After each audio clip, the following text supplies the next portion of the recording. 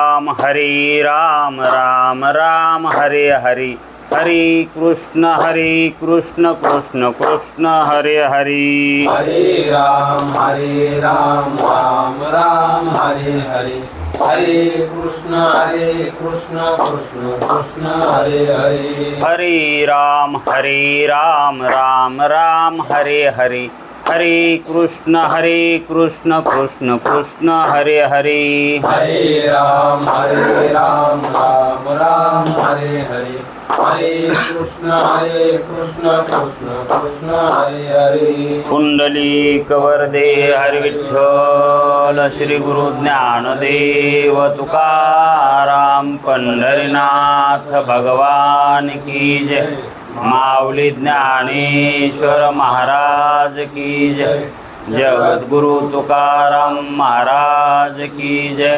ब्रह्मनिष्ठ गुरुवर्य रंगनाथ महाराज की जय श्री विनायकं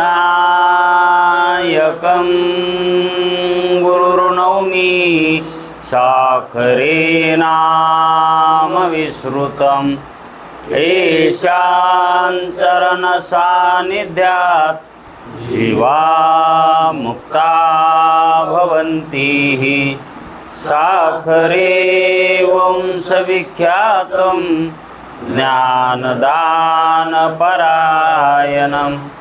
विनायकं गुरुर्वन्दे भवबन्धविमुक्तये श्रीरङ्गनाथं गुरुराजवर्यं मुमुक्षूणां ज्ञानदानेकदक्षं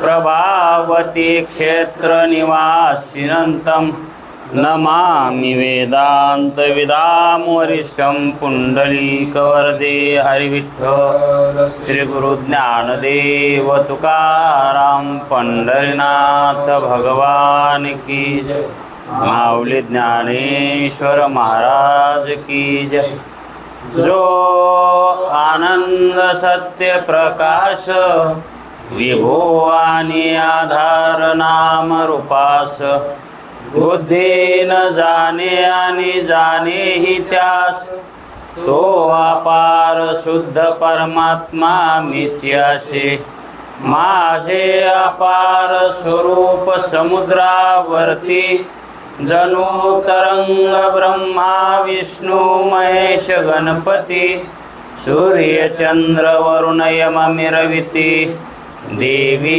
कुबेर ही तैशची जो सर्वज्ञानी दयाघन मुनी हृदयी ज्याचे करीती ध्यान त्याचे बुद्धी उपाधी करुण मिथ्या भान मजची माझी होतसे ज्याच्या अज्ञाने भाषे जगत जसा दोरीवरी सर्प दिसत परी दोही ठाईना सर्प जगत ते स्वतंत्र आणि स्वयं ब्रह्म मीच्याशे पुण्य पुरुषी सदैव निष्काम बोध प्राप्ती कारणे भजावा राम तो मीच्या हे आत्माप्त काम तरी नमन कवना करावे म्या जयांचे केलिया स्मरण सकळ विद्येचे होय अधिकरण हे चिवंदू श्रीचरण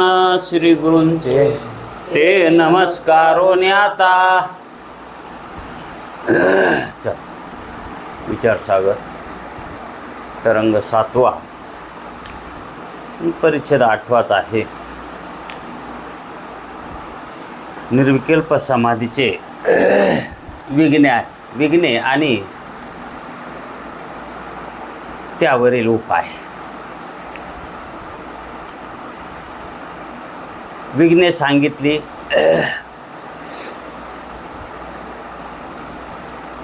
पण ती विघ्ने लय विक्षेप एकाग्रता विघ्ने कोणती विघ्ने सांगितली होती लय विक्षेप कशाय कश्य आहे आणि रसस्वाद, आणि चाललेला तोच कश्य आहे. पण हा कश्य आहे जे मूळ आहेत त्यांना विरोध करतात. कश्य हा त्यांना समाधी लागू देत नाही. मूढपणा, आळस, लय आणि मूढता हे समाधीला आडवे येतात.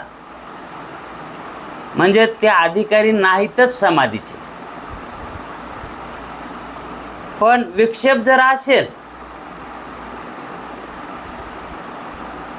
आहे विरोधक, पण असला तरी चालतंय म्हणले. तर विक्षेप का चालतो? आपण काल जो योगी असतो त्याच्या ठिकाणी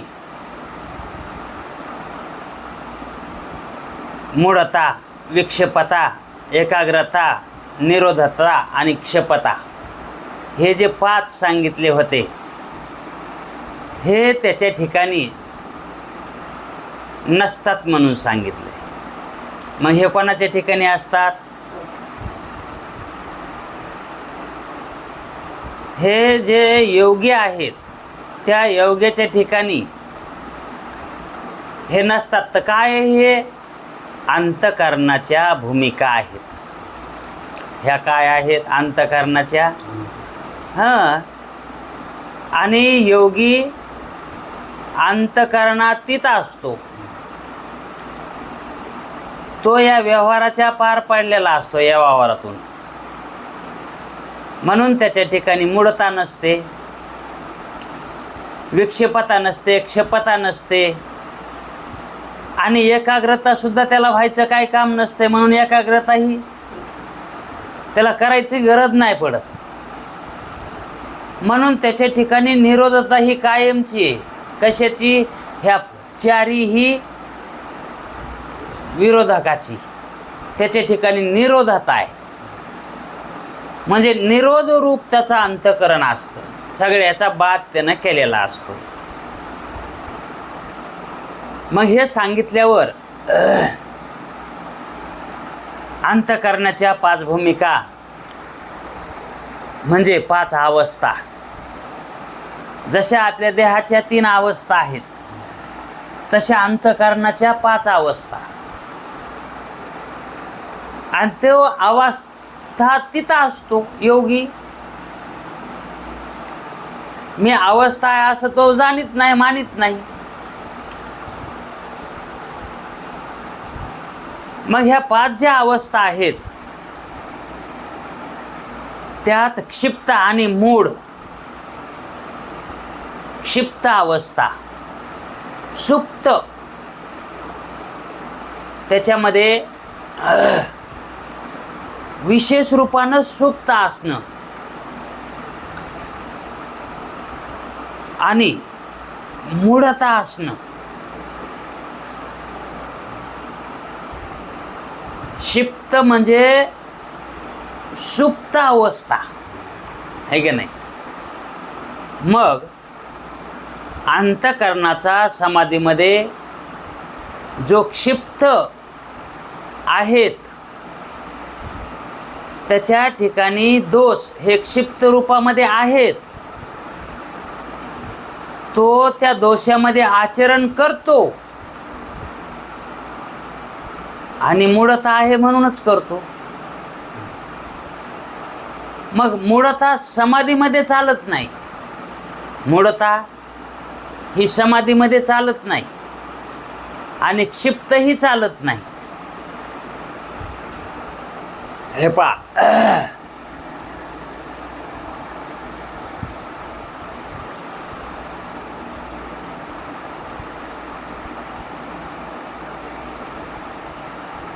क्षिप्त आणि मूढ अंतःकरणाचा समाधीमध्ये अधिकार नाही. असं म्हणाले. पण विक्षिप्त अंतःकरणाचा अधिकारी आहे समाधीला, तो अधिकारामध्ये येतो. आता आपणाला वाटतंय विक्षेप तर दोष आहे, विक्षेप हा दोष आहे, आणि विघ्नामध्ये विक्षेप सांगितलाच ना, हे विघ्न आहे म्हणून. विक्षेप हा विघ्न म्हणून सांगितलंय का नाही.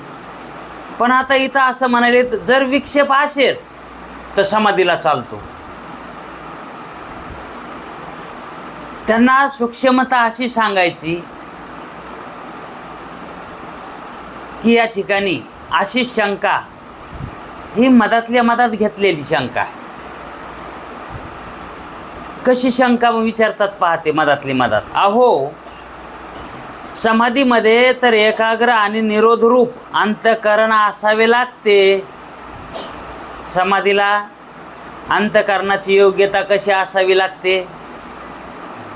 निरोधरूप असावी लागते आणि एकाग्र रूप पाहिजे.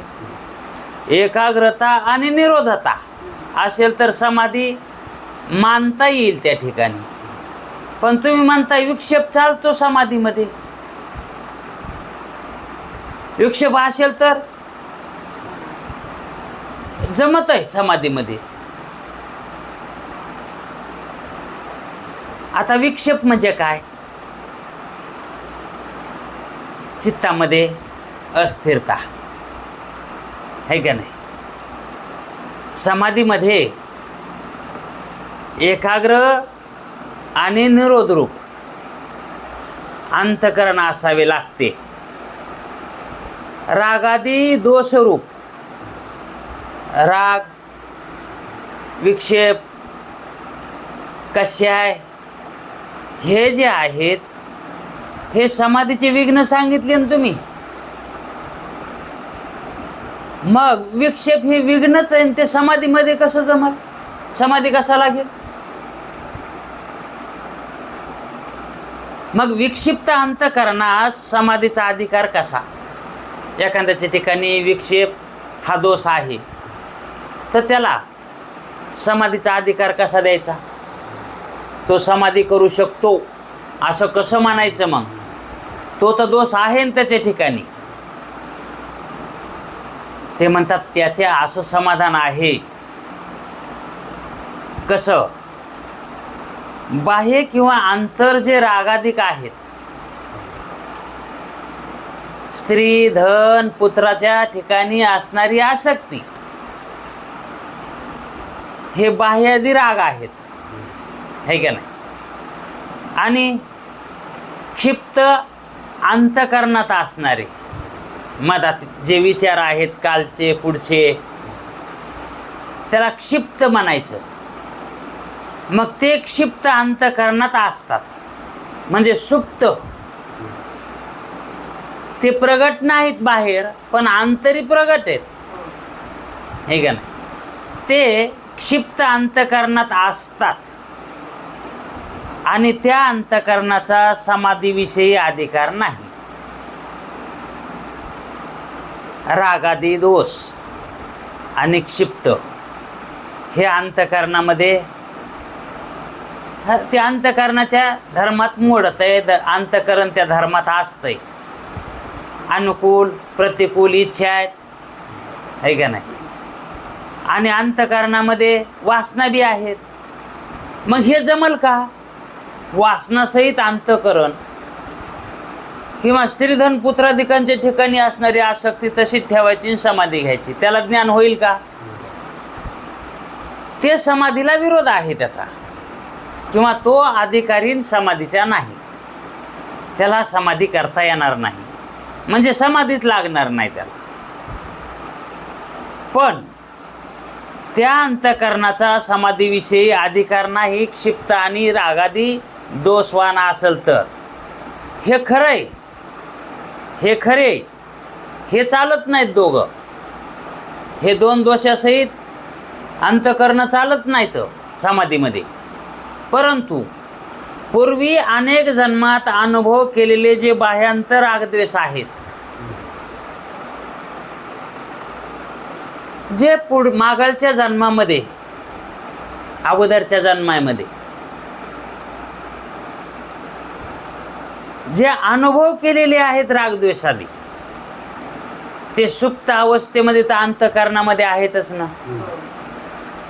आता जरी समजा एखाद्यानं संन्यास घातलाय आणि त्याला रागादी दोष नाहीत, त्याला नाहीत, पण जे चित्तामध्ये संस्कार असतात का ते अनेक जन्माचे असतातच की. पण कसे असतात? ते सुप्त अवस्थेत असतात, है का नाही.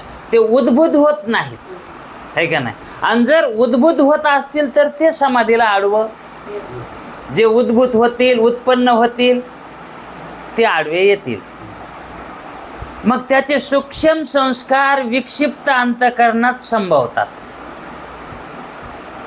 विक्षिप्त अंतःकरणामध्ये, चंचल अंतःकरणामध्ये, वृत्तीमध्ये ते संभवतात. म्हणून केवळ रागद्वेषाचं नाव कसे नाही, अनुकूल प्रतिकूल इच्छा इतक्याच नाव कसे नाही. याची व्याख्या कशी सांगायला ते पहा. व्याख्या सुधरून सांगितली फक्त, दुसरा काही नाही. कशाय म्हणजे जे काही राग आणि मूढता किंवा यम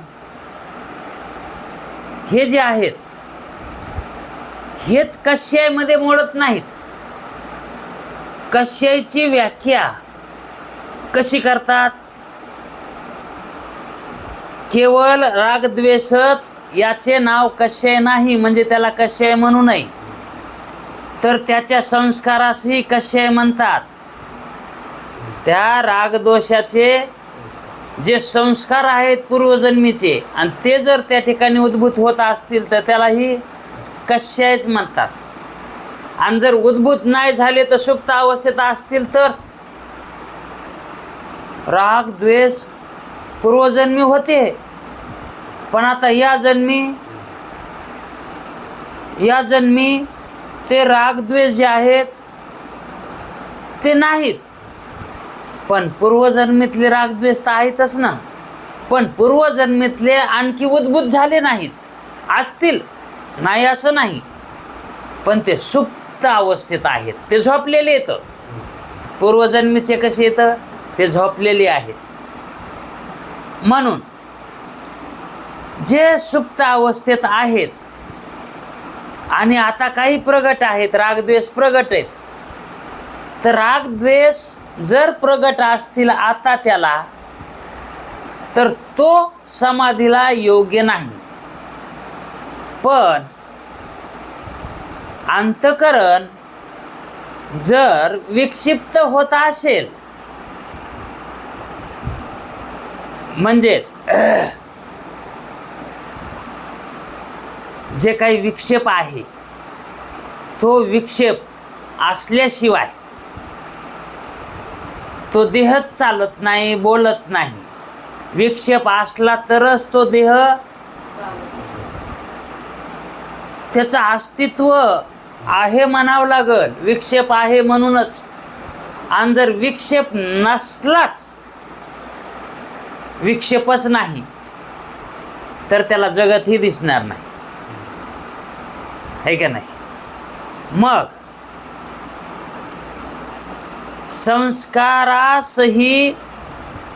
संस्काराचा समाधीकाली कोण्या अंतःकरण वृत्तीत संभव आहे. कोण्या संस्काराचा? पूर्वीच्या, है का नाही. त्याचा अंतःकरण वृत्तीत संभव आहे. आणि रागद्वेषाचा उद्भूत संस्कार समाधीच्या विरोधी आहे. समाधीच्या विरोधी काय आहे? रागद्वेषाचा उद्भूत संस्कार. रागद्वेष जर उत्पन्न होत असतील तर समाधी होणार नाही तिथं.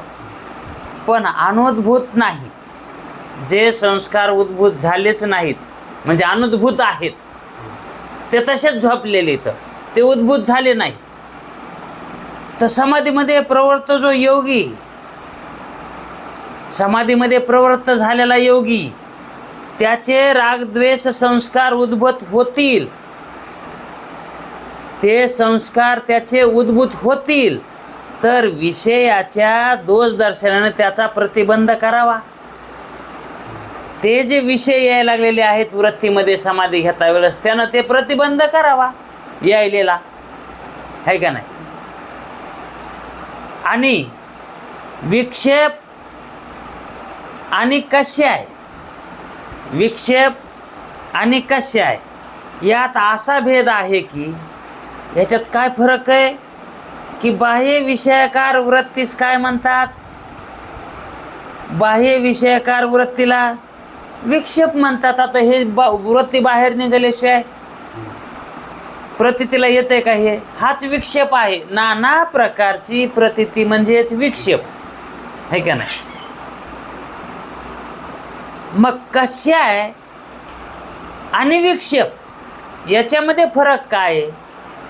वृत्ती ज्यावेळेस बाह्य पदार्थाच्या आकाराची होती त्याला म्हणायचं विक्षेप, हा विक्षेप.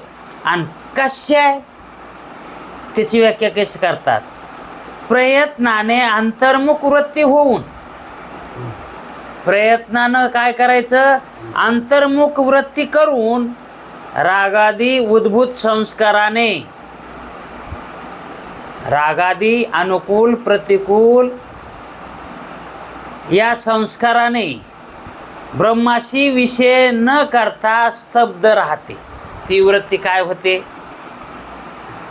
स्तब्ध राहते. रागादी उद्भूत संस्काराने ब्रह्माशी विषय न करता ती वृत्ती स्तब्ध म्हणजे शांत राहते.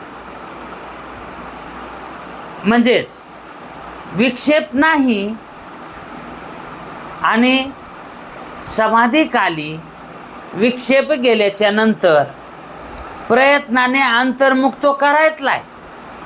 ती वृत्ती बाह्य असणारी वृत्ती तो अंतर्मुख प्रयत्न चालू आहेत त्याचे, आहे का नाही. मग ती रागादी उद्भूत संस्काराने ब्रह्माशी विषय न करता, आता ती कशामुळं व्हाय ना ब्रह्माशी ऐक्य त्या वृत्तीचं, कारण रागादी हे काय यायले तर आडवे यायले तर, म्हणजेच राग अनुकूल प्रतिकूल ह्या इच्छा समाधी लागू देत नाहीत, है का नाही. आणि मग त्या जरी निवृत्त केल्या, अनुकूल प्रतिकूल इच्छा ह्या जरी निवृत्त केल्या तरी वृत्ती शांत राहील, पण ब्रह्माशी ऐक्य पावत नाही. ती वृत्ती तदाकार होत नाही. यालाच म्हणायचं अर्थाध्यासाची निवृत्ती. इथं सुद्धा इथपर्यंत काय आहे, अर्थाध्यासाची निवृत्ती व्हायली, पण परमानंदाची प्राप्ती नाही, है का नाही. तो प्रयत्न चालू आहेत त्याचे, ते निवृत्त करायचे रागादी द्वेष हे निवृत्त करायचे प्रयत्न चालू आहेत. हो, काही काल निवृत्त करायला आहे. मग त्याला त्या ठिकाणी भान काय होतंय, आपण आता निवृत्त केले, आता आपण रागादी द्वेष आता नाहीत, आता मग आपण वृत्ती ब्रह्माकार करावी.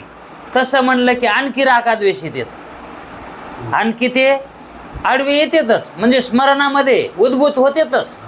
पुन्हा मग म्हणजे त्याच्यामध्येच तो काय त्याचा काल जातो ते निवृत्त करण्यातच.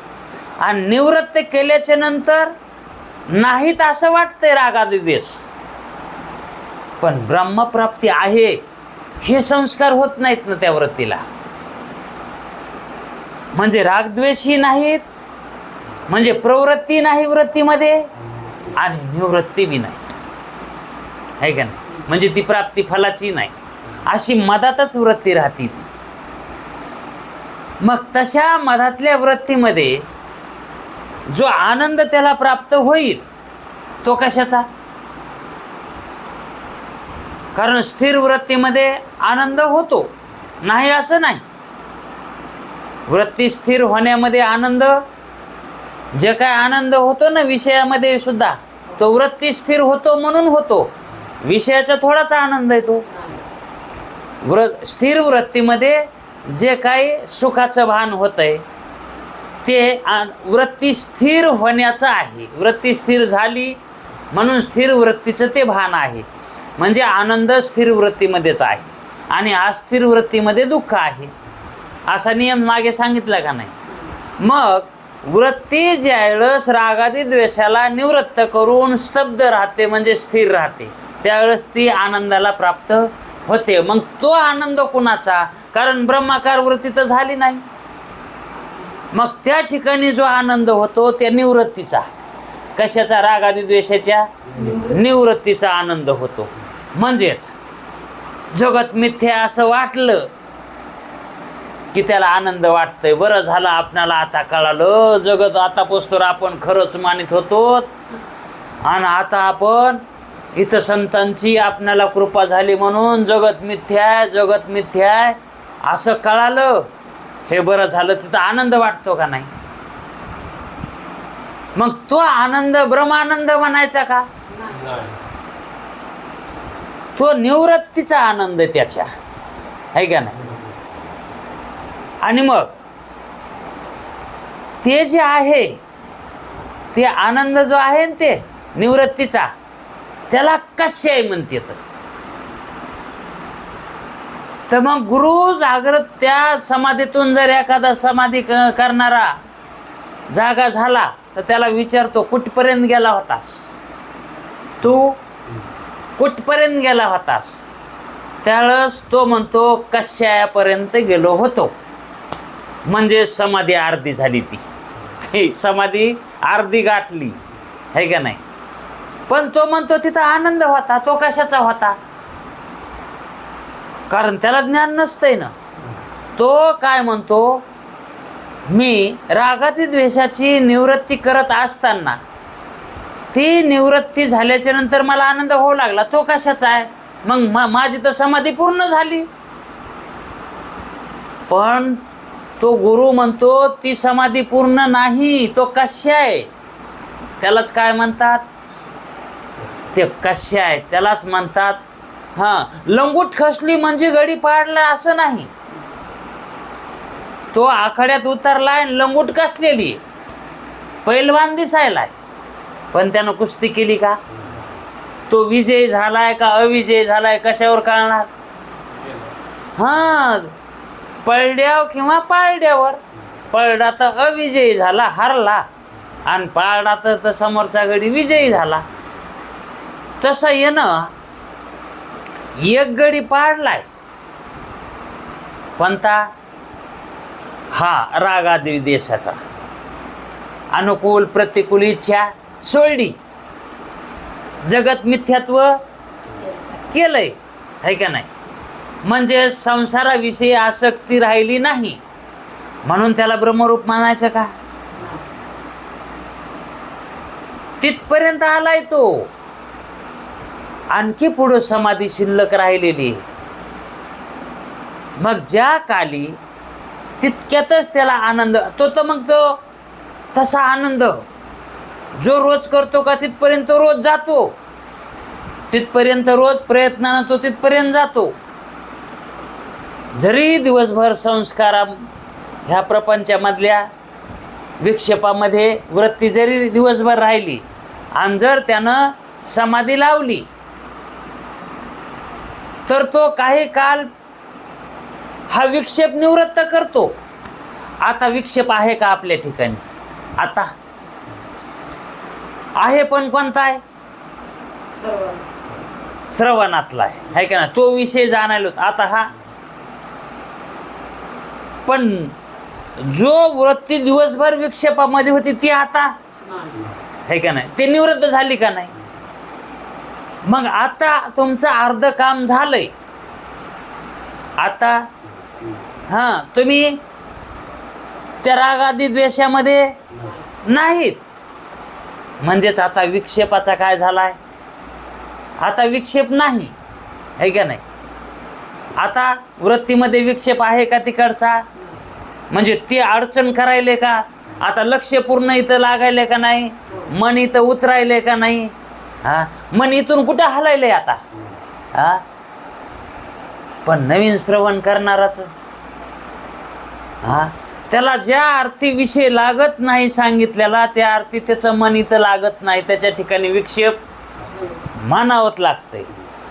विषय वेदांताचा लागला म्हणजेच विक्षेप निवृत्त त्याला करण्याची कला प्राप्त झाली, म्हणजे त्याचा जो काही अर्थाध्यास आहे तो अध्यास, तो भ्रम गेलाय, तो भ्रम गेला है का नाही. म्हणजे इथं वृत्ती न लावता प्रपंचामध्येच चालली, इथं बसलेला असताना सुद्धा घरचंच आठवायले, बायका पोरं हेच दिसायले तर आणि मग स्मरण मनाची वृत्ती जर त्याच्यात गेली त्या रागादी द्वेषामध्ये, तर मग इतरला विषय कोण प्राप्त करील. ती वृत्ती तिकडे गुंतल्यावर म्हणलं लगे बसलेला इथं पण लक्ष कुठे आहे, बाहेर लक्ष. मग इथं जे समाधीचं चाललेलं विवरण आहे ते विवरण लक्षात येईल का. तसंच योग्यालाही समाधी करताना जर पूर्वीचे संस्कार तिथं समाधीमध्ये त्याला येत असतील, उद्भूत होत असतील, आणि तो ते संस्कार निवृत्त करण्याची त्याच्याजवळ ताकदच नाही, ते जाईत ना, म्हणजे तेच यायलंय सारखं. मग त्याला समाधी कसा लागल, म्हणजे एकाग्रता कशी प्राप्त होईल. तिथं मांडी घालून बसलाय, लोकायला वाटायला समाधीला लागू, याला समाधी लागली, याला समाधी लागली, पण मधात काय भानगड चालली. मग मधात दुकान बी येतंय, शहर बी येतंय, वाटा येते, आता काय काय येत नाही त्या मनामध्ये. पण ज्यानं प्रयत्न करून ते घालविले ते येऊ देत नाही. आता जसं आपल्यासारखं आता आपण दुसरं येत देतो का मनात, तेच येत नाही, कारण आपण पूर्ण लक्ष इकडे द्यायलोत ना. मग ते कुठे येत आहे, म्हणजे त्याला हरविलं का नाही, आहे का नाही. मग तो भ्रम गेला का नाही, तो भ्रम गेला. म्हणून तर हा विषय आपण श्रवण करायलो, वृत्ती इथं लागायली, है का नाही. मग याला काय म्हणते तर कशाय, हा कशाय याला म्हणतात लंगूट बांधणे. पण आणखी कुस्ती शिल्लक, आणखी कुस्ती राहिली, आखाड्यात उतरलाय आणि लंगूट कसलेला आहे, लंगूट कसलेला आहे, पण अजून कुस्ती राहिली. मग इथं तेच सांगतात, प्रयत्नाने अंतर्मुख वृत्ती होऊन, आता ती का सहजासहजी होती का, प्रयत्नानं. आता प्रयत्न वृत्तीचे प्रयत्नच आहेत ना विषय जाणून घेण्याचा इथला, है का ना. मग प्रयत्नानं वृत्ती काय होऊन, रागादी उद्भूत संस्काराने ब्रह्माशी विषय न करता. आता रागादी उद्भूत संस्काराने अंतर्मुख वृत्ती होऊन, वृत्ती अंतर्मुख झाली आणि रागादी उद्भूत संस्काराने ब्रह्माशी विषय न करता, ब्रह्माला विषय करी नाही, पण रागादी हे निवृत्त केले तर स्तब्ध राहती, त्यावेळेस ती वृत्ती स्थिर राहती. जसे सेंट्रिंगला पैसे असतात बघा, सेंट्रिंगला ते बँकेला काय करता येत नाही त्या पैशाचं, म्हणजे त्याला त्या पैशाचा उपयोग घेता येत नाही. आणि ज्याचे सेंट्रिंगला पैसे पडलेत त्याला बी त्याचा उपयोग होत नाही. याला म्हणतात सेंट्रिंग, मध्यभागी. धड ते बँकेला बी नाही घेता येत आणि याला बी काढता येत नाही. मग ते सेंट्रिंगवरले खात्यात घ्यावं लागते तर, आणि मग आपल्याला उचलायला जमते तर, है का ना. तसा हा योगी रागादी देश निवृत्त करून प्रयत्नानं त्याला वाटतंय आपण आता ब्रह्मस्वरूपामध्ये आपली वृत्ती लीन व्हाली, पण ती ब्रह्मस्वरूपामध्ये लीन नसते, तर ती स्तब्ध असते, स्थिर असते, निर्विषय असते. तिच्यामध्ये कोणताच विषय नाही, याला म्हणायचं शून्य. हा काय झाला आता? शून्यवाद झाला हा, है का नाही? मग याच्यामध्ये मुक्तता आहे का? हा शून्यवाद कळावा लागतो. आता या शून्यवादाचं ते स्थिरता आहे हे कोणाला कळालं? वृत्ती स्थिर राहिली हे कोणाला कळालं? ते योग्याला, समाधी घेणार. कारण तो म्हणतो मी काही जाणत नव्हतो, मी काहीच जाणत नव्हतो आणि रागादी द्वेषी माझ्यात नव्हते, पण झोपलो नव्हतो, पण मी काहीच जाणत नव्हतो. मग त्या ठिकाणी शून्यवाद येईल का नाही? काहीच जाणत नव्हतं त्या अर्थी, है का नाही? पण काहीच जाणत नव्हतो हे कोण जाणू लागलं? हा, आणि ते जे आहे ते ब्रह्मस्वरूपात आहे, तो ते जाणणारा, काहीही नाही हे जाणणारा. हा, तर संस्काराने ब्रह्माशी विषय न करता ती स्तब्ध राहते अगोदर वृत्ती, आणि त्याला कशाय म्हणतात. तो कशाय आहे, आणि कशाय म्हणजेच हा शून्यवाद आहे. तिथं ती वृत्ती इकडं नसते आणि तिकडं बी नसते. म्हणून विषयाच्या ठिकाणी दोष दर्शनासहित योगाच्या प्रयत्नानं जरी रागद्वेषादी आले तर ते दोष आहेत म्हणून ते निवृत्त करीत राहतो. तो त्याचं ते कार्य चालूच राहते त्या काली. ते न येऊ देणं, ते न दुर्लक्ष, त्याला लोटीत राहायचं. मग त्या प्रयत्नानं काय होतंय? कशाची निवृत्ती होते. नंतर विषयाच्या ठिकाणी दोष दर्शनासहित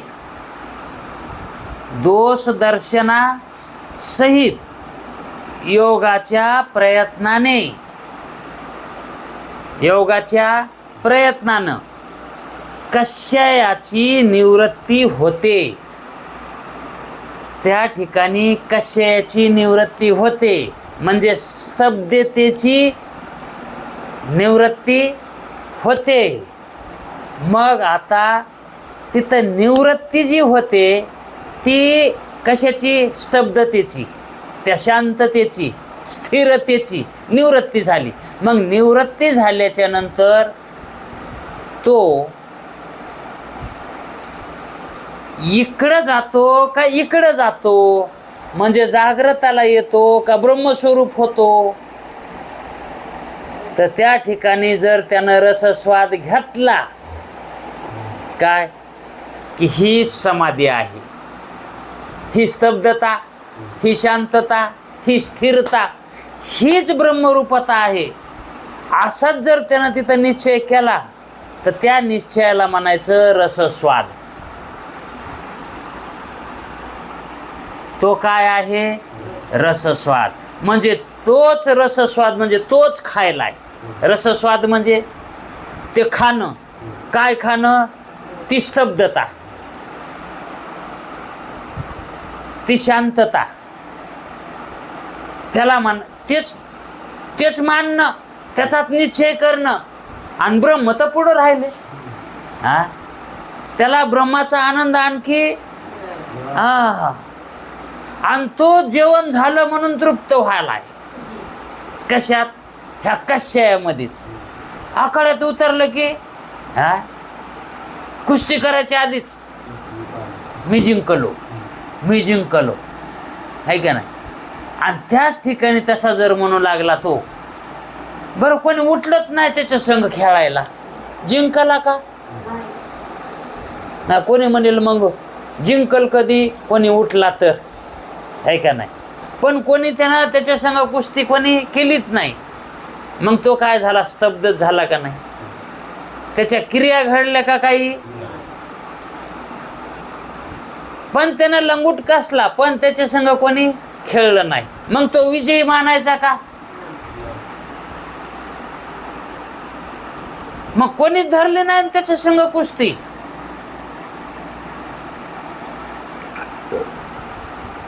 त्याला विजयी पद देते तर त्याच्या संग कोणी विरोध केला नाही म्हणून हा झाला संसार. हे याच्यातला व्यवहारातलं झालं ते, पण परमार्थात तसं मानित नाहीत.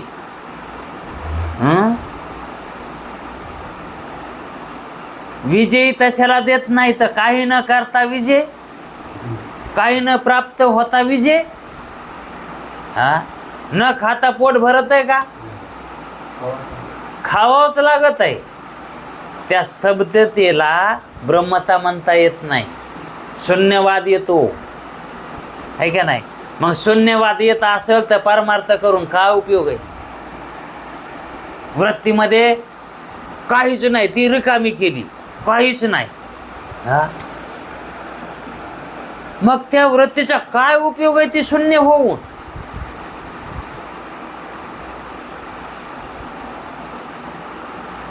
खूप कमीलं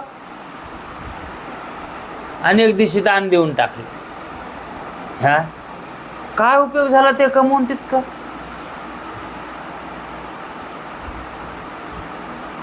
जर समजा वृत्तीमध्ये स्वानंद जर प्राप्त करून घ्यायचा असेल तर निवृत्तीपूर्वक प्राप्ती पाहिजे. त्याच्यात निवृत्ती केली, कारण अगोदर त्या वृत्तीमध्ये जे भरलेलं होतं ते रिकामं केलं. मग रिकामं केलं तर त्याच्यात ते रिकामं ठेवायचं का? ज्याचा ना आनंद होईल ते भरावं लागेल का नाही?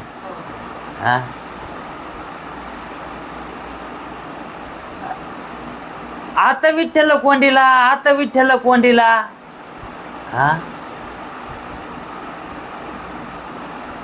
मग अगोदर नव्हता का? होताच, पण कोंडला याचं भान झालंय, है का नाही? तेव्हा ती पूर्णता झाली. त्याला म्हणते धरला. त्याला म्हणते धरला. शेतामध्ये एखादा चोर दिसला आणि पळून गेला, तो बोलू देतो का? कारण धरला तर, नाही तर तो शिरजोर होतो पुन्हा, है का नाही? तसं धरावं लागेल ना. जो ब्रह्माचा आनंद आहे तो आनंद त्या वृत्तीनं धरावा लागेल ना. नुसतं बघितल्यानंच आनंद मानायचा का? नाही, माझ्या वावरात चोर मला दिसला होता, म्या बघितला का नाही? म्या बघितला. अरे बघून काय उपयोग आहे? तो धरलास का? धरल्यावर त्यानं काय चोरी केली आहे ती तुला वापस घेता आली असती, आहे का नाही? पण ते पळून गेला तर मग त्या ठिकाणी त्या बघणारामध्ये काय उपयोग झाला? अर्ध काम झालं, आहे का नाही? ते त्या ठिकाणी तुला ते प्राप्त झालं नाही, पण ते प्राप्त होण्याचा अधिकार मात्र आला. ते प्राप्त करून घ्यायचा आनंद प्राप्त करून घ्यायचा अधिकार आला. ब्रह्मता प्रतीतीचा किंवा त्या स्वरूपतेचा अधिकार आलाय आता, आहे का नाही? कारण रागद्वेषादी निवृत्त केले तर, पण रसस्वाद त्याच ठिकाणी मानणं हा मात्र दोषच आहे. म्हणजे रसस्वाद सुद्धा काय आहे मग, आहे का नाही? म्हणजे कश्याय, हा कश्याय जो आहे त्या कश्यायवरच थांबणं हाही दोषच आहे का नाही? आणि रसस्वाद म्हणजे ते नुसतं बोलाची चकडी, बोलाचाच भात, जेवून या तृप्त कोण झाला? म्हणजे त्या रिकाम्या वृत्तीलाच ब्रह्मता मानायला, आहे का नाही? त्याचं सेवन करायला ना ते. मग त्या रिकाम्या स्तब्ध असणाऱ्या वृत्तीलाच कश्याय म्हणतात. आणि आता तिथपर्यंत झालं ते कश्याय त्याला. मग आता रसस्वाद काय म्हणतात बघा, रसस्वाद कशाला म्हणतात? आता जसा भारवाही पुरुष उदाहरण देऊन सांगतात. भारवाही एखाद्याच्या डोक्यावर मोळी आहे का नाही? त्या पुरुषास भाराच्या निवृत्तीने आनंद होतो. वजं झालेलं असतंय, है का नाही? ज्यावेळेस वजं असतं, डोक्यावर असतं, त्यावेळेस दुःख असतंय, है का नाही? वजं झाल्यावर दुःख होतं का नाही? दुःख होतं म्हणून टाकून देतं ना ते, है का नाही? मग जोपर्यंत त्या वजाचा भार त्या शरीरावर आहे तोपर्यंत दुःख आहे, है का नाही? आणि मग ज्यावेळेस तो वजं टाकून देतो खाली, त्यावेळेस वजं झालेलं टाकून दिलं, त्यावेळेस त्याला आनंद वाटतो का नाही? मग तो आनंद आहे का? नाही. वजं झालेलं होतं, हा, त्याच्यात फक्त त्या दुःखाची निवृत्ती झाली, त्या निवृत्तीमध्ये आनंद मानायला आहे. त्या वज्याच्या निवृत्तीमध्ये काय आनंद मानायला आहे.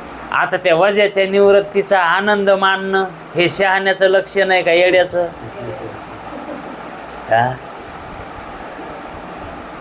मग ते म्हणतात की जसा भारवाही पुरुष भाराच्या निवृत्तीने आनंदित होतो, तेथे आनंदास भार निवृत्तीशिवाय दुसरा विषय नव्हता. तिथं दुसरा काय विषय होता का? ओझं उतरल्या बरोबर त्यावेळेस स्तब्धच होतंय का नाही ते? ते ओझं उतरलं की त्याला वाटतंय बरं झालं, है का नाही? मग त्या ठिकाणी त्याला आनंद होतोय. मग त्याला दुसरा विषय नसताना मजला आनंद झाला असा तो म्हणतो. मनातली मनात बरं वाटतंय ना त्याला, बरं वाटणं म्हणजेच आनंद, आहे का नाही? असे भारवाही पुरुष म्हणतो आता मला बरं वाटायले, वजं उतरलं म्हणून बरं वाटायले. तसे योग्या समाधीचे ठिकाणी, तसं योग्याला समाधीच्या ठिकाणी विक्षेपजन्य दुःख नाशाचा आनंद होतो. विक्षेपजन्य दुःखाचा, त्याला दुःखाचा आनंद होतो, त्याला सुखाचा थोडासा आनंद होतो. तो आनंद कशाचा आहे?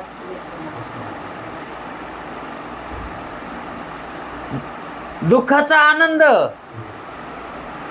जे वजं होतं ते दुःख होतं आणि ते दुःख टाकून दिलं म्हणून कशाचा आनंद झाला पुन्हा त्याला? त्या दुःखाचाच. दुःखाचा आनंद होतो. त्या आनंद अनुभवास रसस्वाद म्हणतात. त्यालाच काय म्हणायचं? रसस्वाद. आता तो रसस्वाद कुणाचा? ते आनंद कुणाचा? दुःखाचा आनंद आहे ते. हा, म्हणजे दुःखातलं सुख आहे. हे कशातलं सुख आहे? हां, आणि काही सुखामध्ये बी दुःख असते. म्हणजे हे सुख आणि दुःख हे स्वतंत्र नाहीत. हे स्वतंत्र नाहीत. दुःख निवृत्त झालं तर त्या दुःखाचा आनंद होतो. सुख निवृत्त झालं तर त्या सुखाचं दुःख होतंय. त्या सुखाचं दुःख व्हायलंय ना. हा, जर समजा आपली घरात काय लुचकान झाली अनुकूल विषयाची, हा, त्या अनुकूल विषयानं सुख होतं का नाही? हा, सुखाचं आहे म्हणूनच तो विषय ठेवला होता ना. आणि तो जर विषय, त्या विषयाचा नाश झाला, हा, मग नाश कशाचा झाला? सुखाचा, है का नाही? मग सुखाचा नाश झाला म्हणून दुःखाची उत्पत्ती झाली, है का नाही? मग हे दुःख कशावर आहे आणि सुख कशावर आहे? काल का परवा आपण बोललोच नाही याच्यावरच. काल का परवाच बोललो. कारण हे स्वतंत्र नाहीत. दुःखाची निवृत्ती केली तर सुख आहे, सुखाची निवृत्ती केली तर दुःख आहे, है का नाही? पण दुःखाची निवृत्ती करून जी सुखाची प्राप्ती होती जी सुखाची प्राप्ती होती ते सुख निरंतर आहे का? ते सुख निरंतर नाही, आहे का नाही? त्या सुखाचा सुद्धा विसर आहे, त्या सुखाचा सुद्धा काय होतंय म्हणजे ते निरंतर नाही, आहे का नाही? आणि आपल्याला सुख कसं पाहिजे? त्या सुखाचा नाश होऊ नये असं सुख पाहिजे, आहे का नाही? नाश होणारं सुख कोणाला आवडत आहे का? आहे का नाही? म्हणून कोणी म्हणतंय कोणती वस्तू घेताना बघून घेतंय, आहे का नाही? जास्त दिवस चालणारे घेतंय. हां, आता जर गाडगं घ्यायचं म्हणल्यावर कुंभारापाशी गेलं तर तिथं ते वाजून घेतंय का नाही? चांगलं भाजलेलं असलं तर ते म्हणतं हे चांगलं आहे, कारण लय दिवस टिकत आहे का नाही? पाजरत नाही, त्याच्यातले गुण ते पाजरत नाही, जास्त हलका असतंय वजनाला. पुन्हा भाजलेलं चांगलं हलका असतंय वजनाला. मग त्यावेळेस आपण काय इच्छा करतो? जास्त दिवस टिकावं, आहे का नाही? तसं सुख जर घ्यायचं असेल तर कसं आपली इच्छा होईल त्या सुखाविषयी? निरंतर सुखाची इच्छा होईल का नाशिवंत सुखाची इच्छा करतो ना आपण, आहे का नाही? म्हणजे निरंतर सुख असा वाटतंय. तिन्ही काळात त्या सुखाचा बाध होऊ नये, नाश होऊ नये अशा सुखाची आपल्याला अपेक्षा आहे ना. मग या ठिकाणी जे सुख व्हायलेले कशात? कशामध्ये? रसस्वाद जो व्हायलाय, जो आनंद यालाय तो कशाचा यालाय? दुःखरूप असणाऱ्या सुखाचा, आहे का नाही? त्या सुखाची उत्पत्ती कशातून झाली? दुःखातून झाली, आहे का नाही? मग ते पुन्हा आणखी सुख त्या दुःखाच्या परिणामाला येणारच आहे. म्हणजे तो आनंद दुःखरूपतेला पावणारच आहे. असा तो आनंद आहे, असा तो आनंद आहे. गुरुजीने या ठिकाणी दृष्टांत दिला होता, ते चांगलं आठवत आहे. तुम्हाला एकदा सांगितलंही असेल, पंचकर्णामध्ये सांगितलं असेल. एकाला मुलगा झाला. मुलगा कवा? आयुष्याच्या शेवटी. आयुष्याच्या शेवटी म्हणजे पुन्हा ते म्हातारं होणार आहेत नवरा बायको, पुन्हा संतती होणार नाही. आयुष्याचे शेवटी एकच विये वांझोटी, मग मोहाच्या त्रिपुटी नाचू लागे. किती मोह उत्पन्न होईल, किती आनंद होईल. हा, आणि त्या आनंदाच्या भरात ते काय करते? त्याचं बारसं करते. ते लेकराचं बारसं करते. आणि बारशाला नातेवाईक बोलवीत येतं, आप्त इष्ट. आणि मग त्या ठिकाणी त्याच्याच घरा शेजारी एक महात्मा राहत होता, शेजारीच, पण थोड्या अंतरानं. आणि मग ते लोक बारशाला बोलवलेले यायला येतं त्या लेकराचं बारसं साजरं करण्यासाठी. काय भेटी आणायलेत, कोणी काय करायले तर हातात दिसायलेत ना त्या. आणि मग त्या महात्म्याला म्हणायचं, चला ना महात्माजी. कुठं? बारशाला. माहित नाही काय तुम्हाला?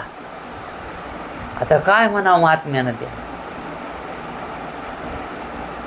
जरी बोलविलं असलं त्याला तरी तो जाईल का? फुजूल आहेत ना ते धंदे. मग फुजूल धंदे महात्मा करील का? मग तो हातानं असा पालवायचा, फा पुढं जा, तुम्हीच अधिकारी त्याचे, जा पुढे, घ्या तुम्ही ते सुख. हा, मग त्या ठिकाणी कार्यक्रम झाला, सगळं झालं, सगळ्यांना आनंद लुटला.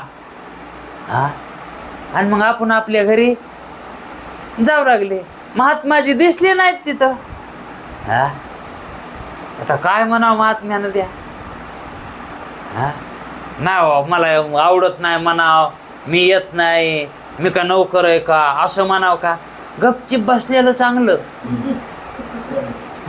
गपचिप बसलेलं चांगलं. ते सगळे आनंद लुटून गेले ना घरी. घरी पोहोचत येत न पोहोचत येत लगेच दुसरी त्याला फोन लागा त्याच्यात त्या लेकराचाच, लेकरू दगावले मातीला या. हा आणि मग लगेच आता ते म्हणलं आता बारशाला गेलो तिथं आनंद, मग आता नाही कसं जावा. हा घ्यावाल की द्यावाल त्याच्यात काय घ्यावाल आहे ते. हा बारशाला गेलोत म्हणलं मातीला जावाच लागेल.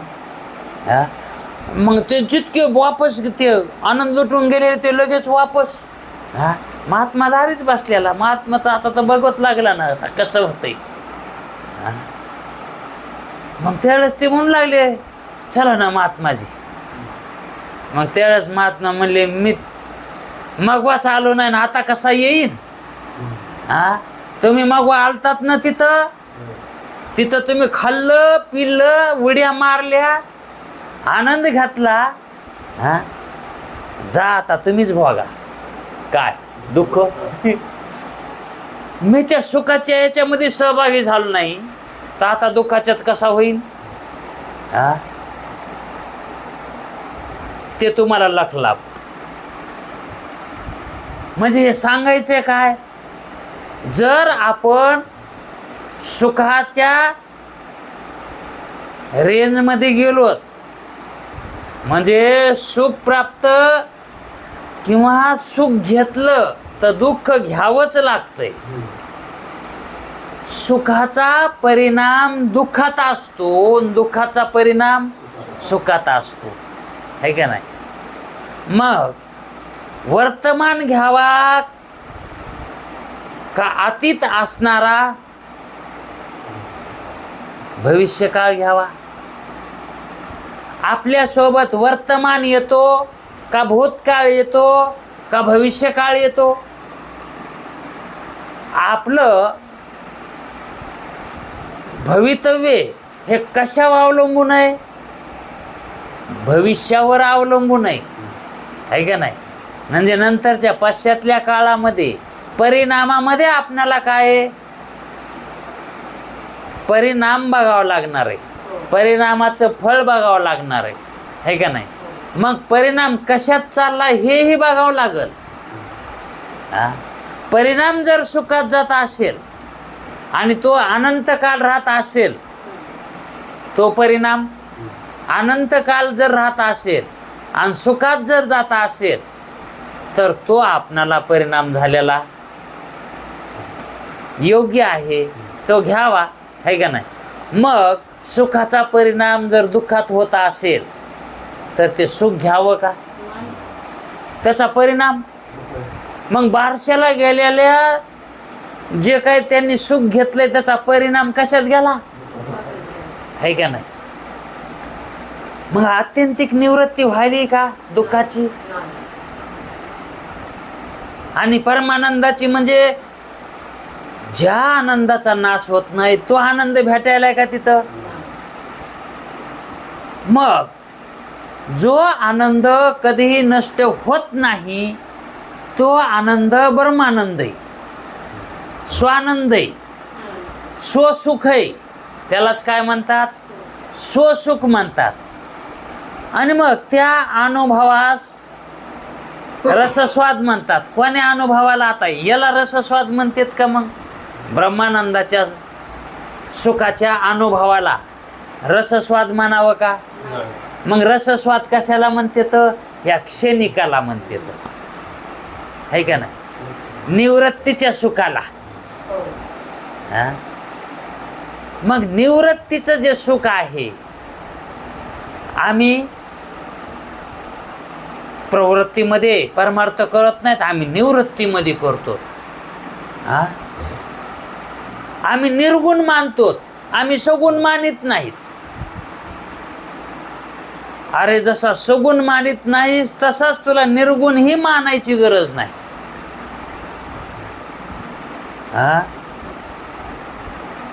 सगुणाच्या सापेक्ष निर्गुण आहे, निर्गुणाच्या सापेक्ष सगुण आहे, सुखाच्या सापेक्ष दुःख आहे, दुःखाच्या सापेक्ष सुख आहे. हे कसे आहेत, हे अलीकडचं आहे.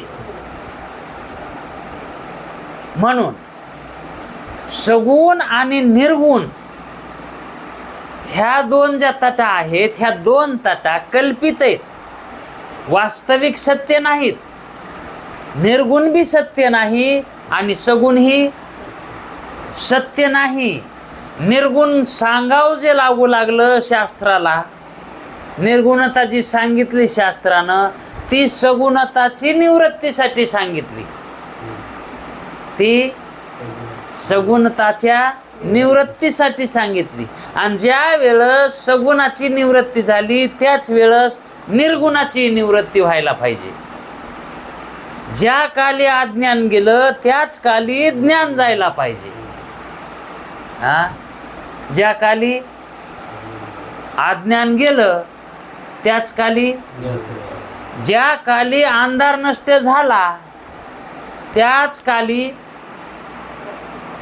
प्रकाशी नष्ट व्हायला पाहिजे. ज्या काली झोप गेली त्याच काली जागृताही जायला पाहिजे. जाग झाल्यावर कोणी म्हणतं का मी जागा आहे? झोप गेली, गेल्या गेल्या वाटतं त्याला आता मी जागा झालो, आता मी जागृत अवस्थेला आलो. पण नेरी केली, चार चौघा संघ गप्पा हाणल्या आणि पुन्हा त्याच्या लक्षात येते का आता मी जागा आहे म्हणून?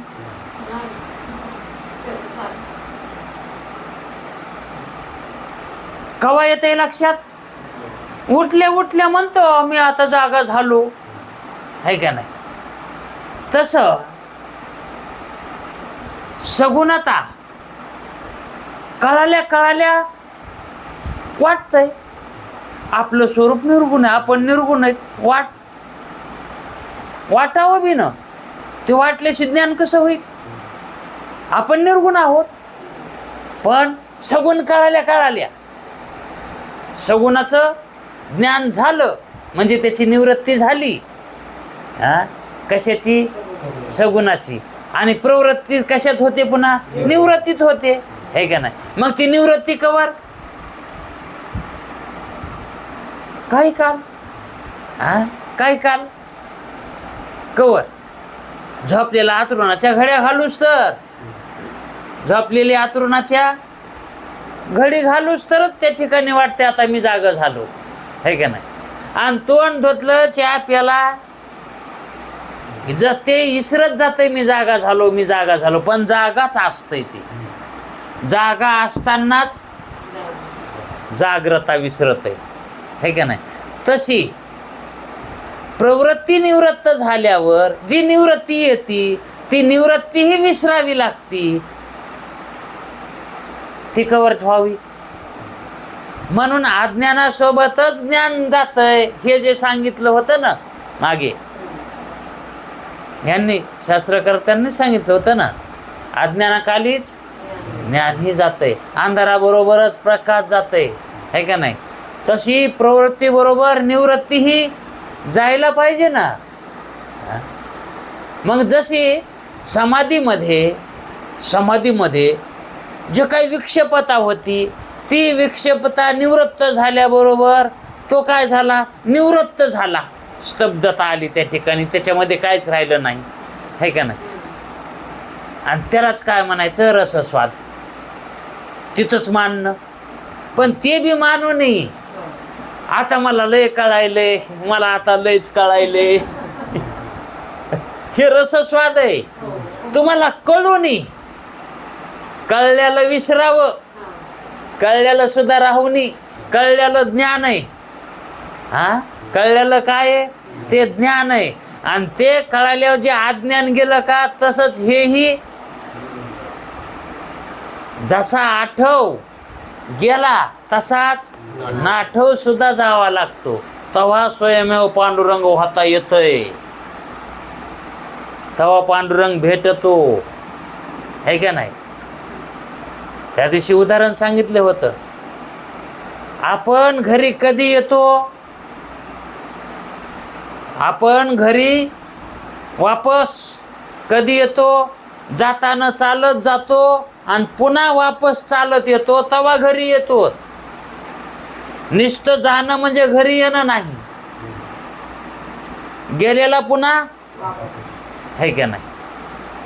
आता आपण ब्रह्मस्वरूपवान होतो आणि आता संसाराला आलो, जन्माला आलोत म्हणजे संसाराला आलो आणि मनुष्य देह भेटला, आपलं चांगलं झालं का? नाही वाईट झालं. इतर प्राण्याचे देह नाही मिळाले, मनुष्य देह मिळाला ना. वाईटातलं चांगलं. आहे का नाही. मग आता चांगलं कधी होईना आपलं? वापस घरी गेलो. हा, आणखी घरी गेल्यावर. पण रसस्वाद इथं आला, मनुष्य जन्म मिळाला, हा, आपल्या मनावर आहे आता भोग काही भोगायची. हा रसस्वादामध्ये जर गुंतला तरी तो मुक्त होत नाही, त्याला मोक्ष प्राप्त होत नाही, असं त्यांना सांगायचं. टाईम झालाय, पण थोडं 2-3 वळी राहिल्या, 2-4 वळी झालंय. म्हणजे याला रसस्वाद म्हणायचं आहे का नाही. आणि जर योगी दुःख निवृत्ती जन्ये आनंद अनुभवातच तृप्त राहील, आपलं झालं नाही, आता फक्त वाचून काढायचं, तर सर्व उपाधी रहित ब्रह्मानंदकार वृत्तीच्या अभावामुळं ब्रह्मानंदाचा अनुभव त्यास होणार नाही. म्हणून रसस्वाद समाधीचे विघ्न आहे. कशाय बी विघ्न आहे आणि रसस्वाद बी विघ्न आहे. आणखी दुसरा दृष्टांत देतात, नुसता वाचू दृष्टांत. दुसरा दृष्टांत असा की जमिनीत पुरलेला महानिधी धन, जमिनीत पुरलेलं महानिधी, त्यावर विषारी सर्पाचे रक्षण आहे. साफ करून बसू तिथं कणकीचा. निधी प्राप्त करून घेणाऱ्या पुरुषास, ते जर धन प्राप्त करून घ्यायचं असेल तर, सर्पनिवृत्तीचा जो प्रथम आनंद होतो, कोणातरी वैद्याला याला आणतो आणि तो त्याच्यावरला सर्प काढतो. तो सर्प काढला म्हणजे त्याला आनंद झाला की आता धन मिळतंय. धन मिळालं नाही अजून, फक्त त्याच्यावरलं जे काय विरोध करणारं होतं ते निवृत्त केलं. त्या आनंदात तृप्त राहून द्रव्य प्राप्तीचा उद्योग केला नाही. जर ते द्रव्य काढण्याचा प्रयत्न केलाच नाही, सर्प निवृत्त केलाय, याच्यातच राहिला, तर त्यास निधी प्राप्तीचा परमानंद नाही होणार. तसाच अद्वैत ब्रह्मरूप निधी आहे, आणि देहादी अनात्म पदार्थ प्रतितिरूप जो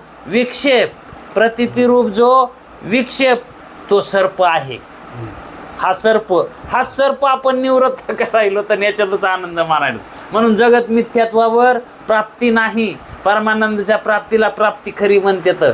याला निवृत्तीला प्राप्ती म्हणत नाहीत, निवृत्तीला निवृत्तीच म्हणतात ना. हो, निवृत्तीला निवृत्ती म्हणतात आणि प्राप्ती पुढं राहते.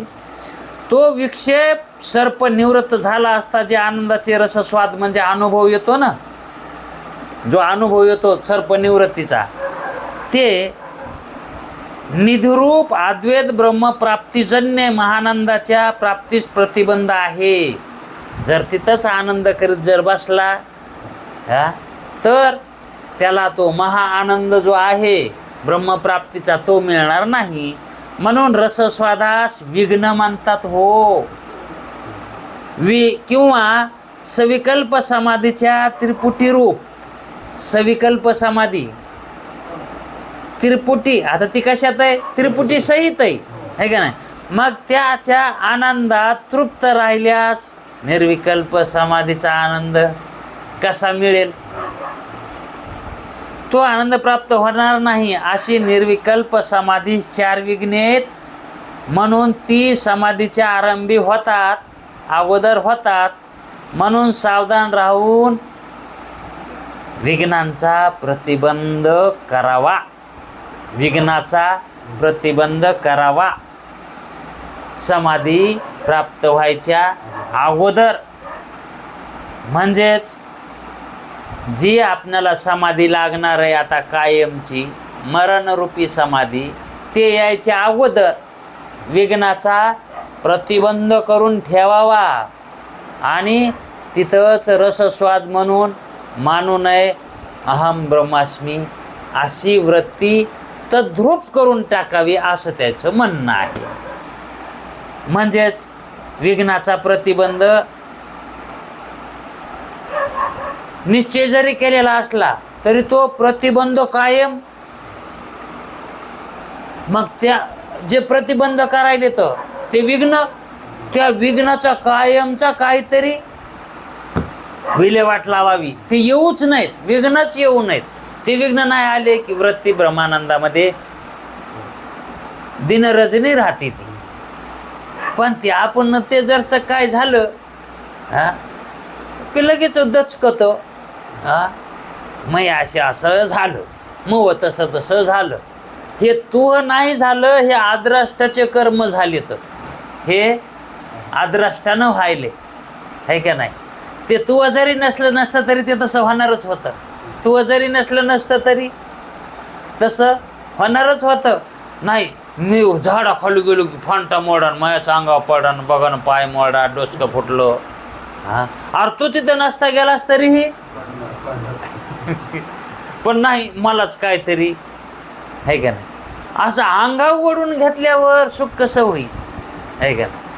म्हणून हे जे विघ्न आहेत, हे विघ्नाची बराबर निवृत्ती करायची. आणि बराबर निवृत्ती झाली की वृत्ती स्थिर होती. तिथंच राहायचं नाही, तिथंच राहायचं नाही. आता याला रामायणामधला दृष्टांत दिला असता, पण आता वेळ झालाय. आणखी याच्यातलं थोडंसं जुळवायचं राहिले त्याच्यामध्ये. तोपर्यंत थांबू. पुंडलिक वरदे हरी विठ्ठल.